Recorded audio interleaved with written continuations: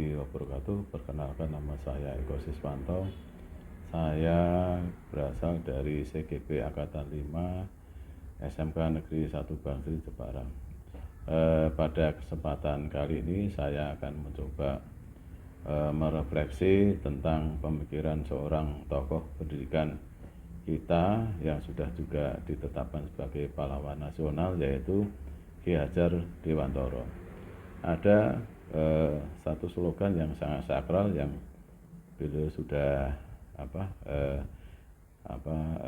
kita jadikan juga sebagai slogan di dalam pendidikan kita, yaitu ing ngarsa sung tulodo, ing madya mangun karso, tuturi handayani.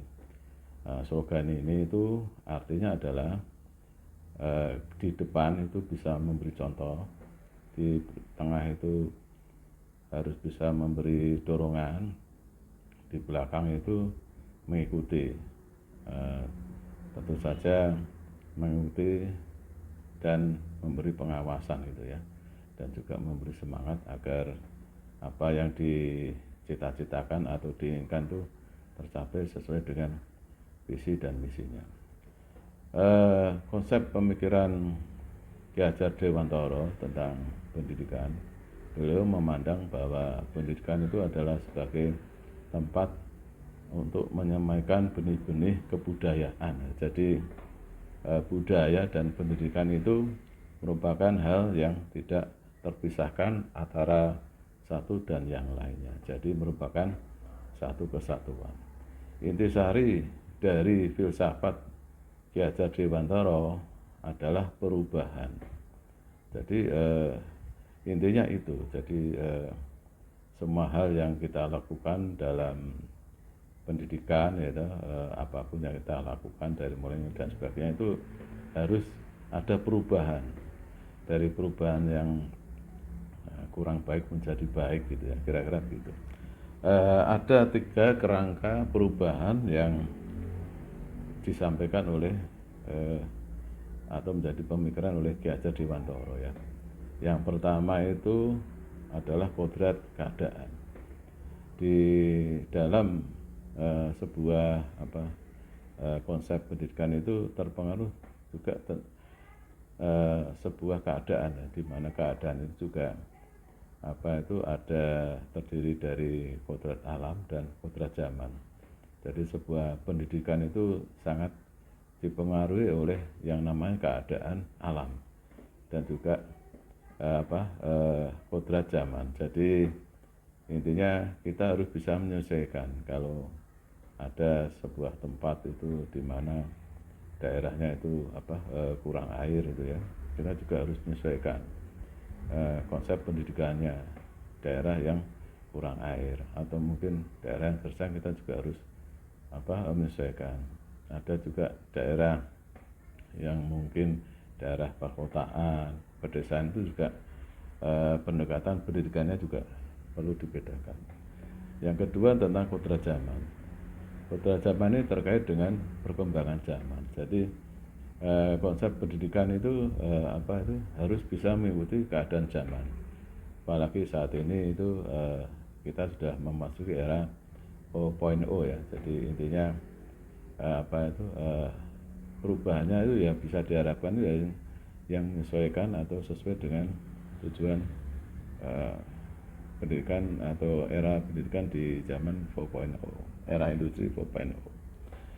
Selanjutnya tentang prinsip-prinsip perubahan. Jadi ada 3 prinsip untuk melakukan perubahan. Yang pertama adalah, kalau disingkat itu asas trikon ya. Yang pertama adalah kontinuitas, yang kedua konvergensi, yang ketiga adalah konsentris ya. Arti dari kontinuitas adalah kita harus melakukan ya pendidikan ya yang mempertimbangkan faktor sejarah gitu. Jadi pendidikan kita itu tidak bisa terlepas dari faktor sejarah. Jadi selalu ada kontinu dan jangan melupakan tentang sejarah gitu. Jadi selalu ada kesinambungan atau keberlanjutan. Yang kedua adalah konvergensi. Konvergensi itu artinya adalah pendidikan harus menuju pada satu titik, yaitu memanusiakan manusia, ya, dan memperluas nilai-nilai kemanusiaan. Yang ketiga yaitu konsentris, yaitu pendidikan itu harus menghargai keragaman atau keunikan. Jadi pendidikan itu harus juga memerdekakan. Nah, ini ya disebut sebagai kemerdekaan dalam belajar. Terus apa yang kira-kira diharapkan dari perubahan itu? Yang diharapkan dari perubahan ini adalah budi pekertinya, di mana budi itu terdiri dari cipta, rasa, karsa, ya. Di mana kalau cipta itu adalah bagaimana kita menajamkan pikiran. Kalau rasa itu untuk menghaluskan rasa. Kalau karsa itu untuk menguatkan kemauan. Sedangkan pekerti itu adalah terkait dengan raga. Jadi budi pekerti itu maksudnya adalah pendidikan yang dapat menghasilkan cipta, rasa, karsa, dan pekerti yang baik atau olahraga, tenaga yang atau fisik yang baik. Jadi pendidikan itu holistik, ya. Jadi dan harus seimbang antara fisik dan batin. Jadi harus dibutuhkan keseimbangan secara holistik, gitu. Jadi kalau sudah seimbang, maka akan menghasilkan kesempurnaan budi pekerti, sehingga membawa anak itu pada kebijaksanaan. Nah, itu kira-kira konsep dari perubahan yang diharapkan dari seorang Ki Dewantara.